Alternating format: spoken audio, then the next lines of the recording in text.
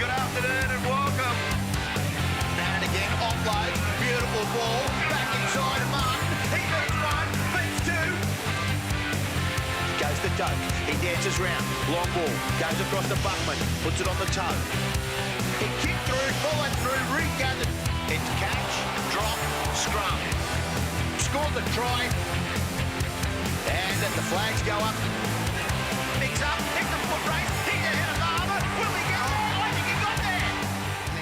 Well, the whole city of Ipswich was praying for a Wynnum Manly victory, a first ever, and they have answered the prayers. Hello and welcome to another week of the Full 80, a comprehensive overview of all issues relating to the Ipswich Rugby League competition and the Intrust Super Cup. My name's Ben Dobbin, and once again I'm joined by the most illustrious panel of rugby league experts. Greg Jacko Lyons, the marketing manager for the Ipswich Jets Rugby Leagues Club. Paul Schramer, manager for the Swifts Rugby Leagues Club. Ben Walker, the coach of the Luxury Paints Ipswich Jets, and the man who needs no introduction, he needs full-time security due to the stories he breaks, chief league writer for the Courier Mail, Peter Bedell.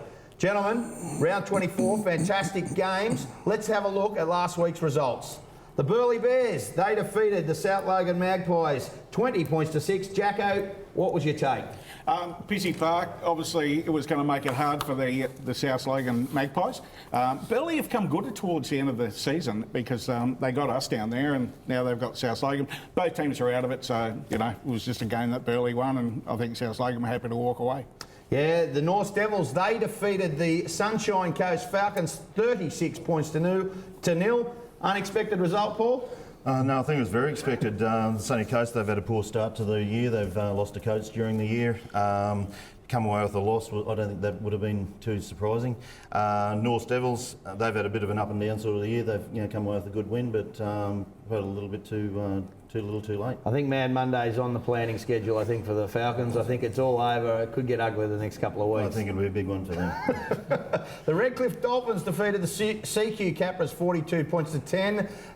In the other game, the Northern Pride, they were very lucky. They defeated the Mackay Cutters 18 points to 6. Peter Bedell, Sunday's games, the East Tigers, didn't they do a job on the Tweed? Yeah, look, I think, Dobber, there's shades, certainly deja vu from last season where they were struggling mid-year, East, and then made a run late season. I think if there's a team looking over their shoulder, you want to look at these Tigers. I mean, 14-4 at half-time, then Trigger, Craig Ingebrigtsen, their coach, fired up, gave them a half-time spray, put on 26 points in the second half against a team, Tweed, who are in the top 5. So they're on the money of you know, the other teams. So pretty impressive from the Tigers, and I think given the injury situation at the Northern Pride, these Tigers are certainly the team to beat at the moment, I think. Are you putting the mock on the Pride? Are you saying they're gone? I'm not writing them off yet. Jason Dimitri might be watching this, so hello JD. But no, I think the Tigers are looking good. They've got points in them. They've got class acts in Cameron Munster and Jacob Howard, so I think they're a real danger. Yeah, I think you're right. The game that we've all were watching on Sunday afternoon, the Wynnum Manly Seagulls, they defeated the PNG Hunters 28 points to 10. Ben Walker, you would have been happy with that result. I was happy and not happy either, Dobbo, because it meant that we can't finish third. So we really wanted PNG to win, really. But because of the results, I guess the top 5 is almost settled, and that result, put it to bed. But yeah, you can look at it two ways. It sort of settles the 5, but it knocks us out of third. Well, just have a looking at the ladder now and having a look after round 24. If you have a look, the Northern Pride on 42 points, the East Tigers on 35.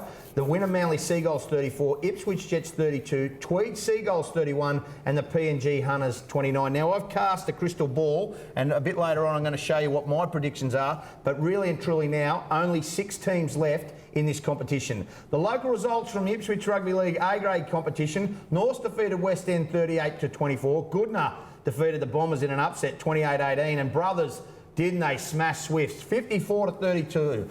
The final standings for the IRL: Brothers win the minor premiership, the Brethren on 28, Norths 25, Goodna 24, Fassel earns 16. Paul Schramer, who was the favourites for this competition? I think Brothers have they got the form on the board. They've got some quality players and a good bit of youth in their side. I think Brothers are going to be hard. Goodna's got the size. They're going to be nice and physical. Norths have got a good bit of youth in their side as well, but I think they might just lack a little bit of experience. And Fassifern, well, they got the X factor. They got a few of their Fijian boys in there, and anything can happen with those guys. But prediction, I think Brothers would have to, they'd have to be the side really to beat. You must be disappointed with your season. I know you're a proud club, Swifts. You don't like running last in the competition. A tough year. No, it's been a tough year, and we had a change of coach early in the year as well, and it was a bit disappointing. We had a few injuries and probably lost a couple of quality players to the Jets last year, and Joshy Seeds and Joshy Clearland. That was a massive loss to us, and obviously a good bonus to the Jets. But no, things are. We've got some good youth coming through. Good under 19 side. Now Reggie's there up in their hunt as well for the finals. But A grade disappointing. How important, I should ask you, Ben Walker, is the IRL competition to your growth at Intrust Super Cup level? I mean, we just said Josh Cleland, Matt Parcells, they all did time in the IRL. Really important nursery for Ipswich Jets. Yeah, it really is an important nursery, Dobbo. You mentioned Josh Cleland, Josh Siege, Matt Parcell. These guys are really big parts of our team. Namani Valakapa, who played for Fassifern as well. So we get a lot of guys from the local comp, and it's important that they continue to play well so that they can come through to us and help us out throughout the season. So, yeah, we're always keeping an eye on the local comp, and be a good competition at the end of the year too. Yeah, I'm hoping that the Bombers are actually going to go all right this year, the Fassifern Bombers. No one likes seeing Brothers win. Well, only Brothers do, but everybody else really doesn't like seeing Brothers win. Still plenty more to come on the Full 80 after the break. A fantastic story on how one person can make a difference in rugby league, plus referees in the Intrust Super Cup. Not far away, a break and back with more. Yeah.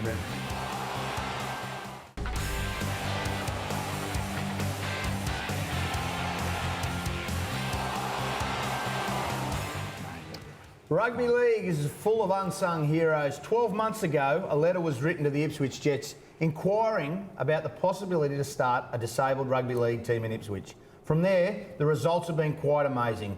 Ipswich is a very, very, very proud city, and they're proud of the Alara Jets. Here's their story.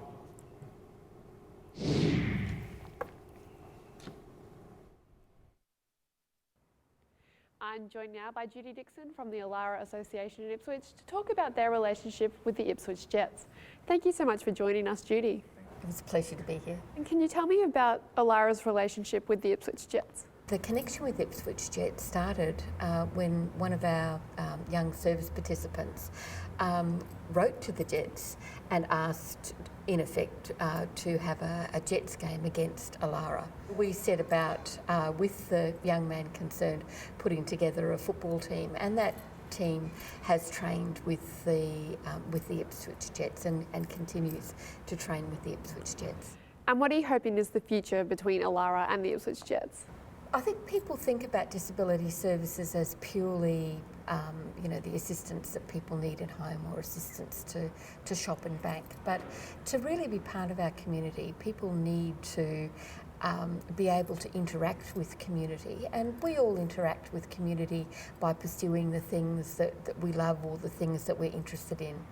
So from our point of view as an organisation, what we're hoping to achieve, not only with this project but with several similar projects, is that people can pursue their dreams or pursue their interests. And what have you seen change within Grant, the captain of the team, and also the other players of the Lower Jets team?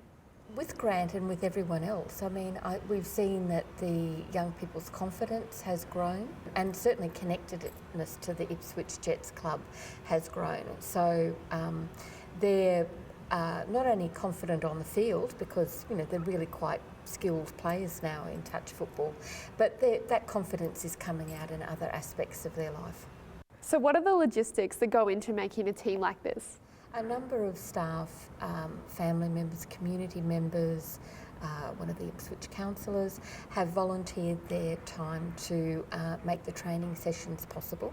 The team captain, with support, wrote to a lot of local businesses and to the councillors and got sponsorship for jerseys for the team. So the team now have playing jerseys, they have training jerseys, some money for expenses, and there's been some other fundraising as well. So we've had fantastic support from the local community in sponsorship for the teams. And what was the reaction by the other Jets players when you formed this Alara team? Well, I think that they've been very accepting. I think they've been very helpful to the guys in terms of imparting their skills, adjusting the techniques so that the guys can manage and to be involved, being very patient in explaining things. So the team themselves have done a fantastic job. Do you think the Alara team has helped the community become more accepting of people with disabilities? A team like the Alara Jets team makes people sit back and maybe reevaluate their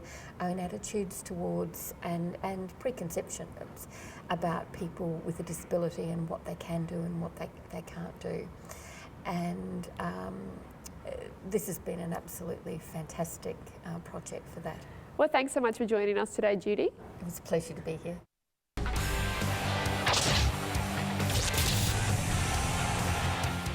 This week's talking point, we're going to discuss referees in the Intrust Super Cup. Now, gentlemen, before I even start, I just want to say that anybody that referees in any form, any grade, any level is a hero.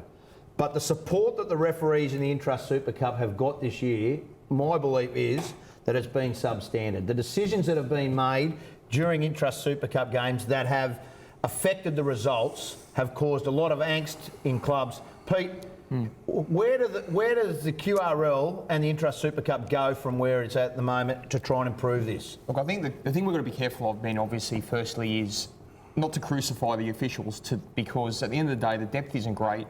Who wants to do the job? They're not paid full time, so we've got some roadblocks for a starting point. My issue is not so much with the human error that takes place, because that will happen even with players. My issue is the disparity between the top three refs in the Q Cup at the moment and the rest, and we see it's even endemic in the NRL, where my issue is not the errors, but the lack of feel that some of these referees have for the game, like things like the ruck speed, the interpretation of playing advantage. Even with a professional foul, you see this in the NRL all the time, where a guy streaks away, pull down on the try line, and then the referee, the defender will obviously try and get the line reset, and then he gets penalised, doesn't go to the bin. Why doesn't that happen? So they're the feel things that were the nuances of the game that we talk about, and I think that's what the referees need to improve on, but it's something that needs to be a holistic thing. We can't just crucify certain individuals. We need efforts and support from the top, and it needs to be financial support. Jacko, you've seen it firsthand, haven't you, when we call the Jets games? Yeah, certainly, and we've let people know about it, but take Sunday's game, for instance, between East and Tweed. Tweed were really going in. You could see the frustration between the Tweed players, and they were going in with head highs and some really nasty looking tackles, and the referee's just as if he's, well, let's just play, play on it. And then there were 3 instances in a row where there were penalties, and even on the second one, which was a head high, no one was spoken to. It was a straight elbow to the head. And the Tweed player wasn't even called out. So, surely they can get support from other... There's no support. This is the problem. The referees are getting no support. And we see it in the IRL. I've been at games of IRL where referees have been bullied by opposition crowds and supporters. And it's happening. And there's no support whatsoever for these referees. Yeah, no, definitely. They're swaying decisions, and that's the thing. Like, the crowds get the referees. There are some young referees that probably haven't really earned their stripes yet, and they're having to referee first grade at this level. And they're getting bullied by the crowds. There's not a lot of support even from the touch judges. Like as far as the touch judges, sometimes it's a kid that's doing the touch judge for a senior referee. There's just not that, and it's a depth thing. It's a depth thing, and it's obviously a training thing. There's no training. Ben, I mean, it's hard for you as a coach, and it must be so frustrating for you as an Intrust Super coach to have to go on these decisions. What's the answer? Oh, look, I don't have the answer. I'm not the referee's coach. We coach our team to try and win a game of football, and we come up with different ways of winning the game. We're not trying to cheat at any stage. Unfortunately, the referees, they've got a set of rules that they have to ref to. Now, the rules don't change. They change a little bit each year, but effectively they're the same. So if they referee to the rules each week, well, then no one's really got any complaints, okay? Sure. There's going to be, as you said, Pete, there's going to be decisions that we don't agree on, but both sides are not going to agree on them. The answer that we have at the Jets is, and we're very open with this, and we've spoken with the referee's boss, Eddie Ward, a number of times. We've opened our training session and our video sessions up to the referees. We feel that if the referees come in and they see how we operate and what we want to do in a game and show the refs that we're not trying to cheat, we're just trying to get on with the game and we're coming up with different ways of winning, I think they have a better feel for the game and they have a better understanding of how in particular we want to play and how an opposition might play. So that's just a little thing that we think might help the referees if they come to any session they want to with us, any video session they want to. I think that might help the game. That would help with the training. Pete, do we give more funding to that department, like to the QRL, say, right, we're going to focus this and take it out of the QRL's hands, make it an NRL level, so all referees are guided by an NRL, and give more funding and get better training for these blokes? Yeah, absolutely, Dom. I mean, look, I think the issue is this. We see this in the Q Cup with the players and the metamorphosis from guys that were once upon a time training twice a week or once a week. Now we're seeing a greater increase in workload. The players are more professional in Q Cup. If we want professional results, we can't have an amateur mentality with the referees. We need the referees to become more professional, and it's not their fault if they're not getting the hours to invest. That comes from funding. That comes from being full-time. We can't have part-time referees who are, controlling games where they expect full-time results and professional results. So it's not fair on them either. No. Let's be honest. It's not fair on the referees that are having to go and officiate these games, so that they haven't had the resources to be up to that standard. Absolutely. And so I think the NRL, though, I think what the NRL should do, they banked $49 million last year in profit. They should put $500,000 or $1 million into a pool of full-time Q Cup referees, give them $80,000 a year, $100,000 a year, and then there'd be some incentivisation for guys to want to do the job full-time. I don't know if we all know the results, but we'll stay tuned and we'll stay with it. Stay with us. We're close to full time, but after the break, we're going to have a look ahead and preview round 25 of the Intrust Super Cup, and I'm going to pull out the crystal ball, the old magician. We're going to have a look at my top 5. This is the full 80, where no punches are pulled.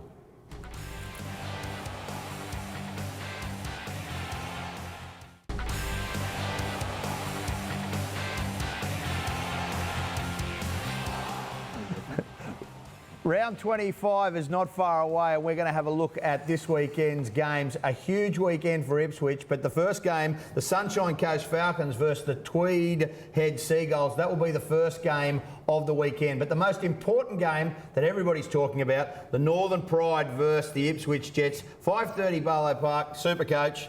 How's it shaping?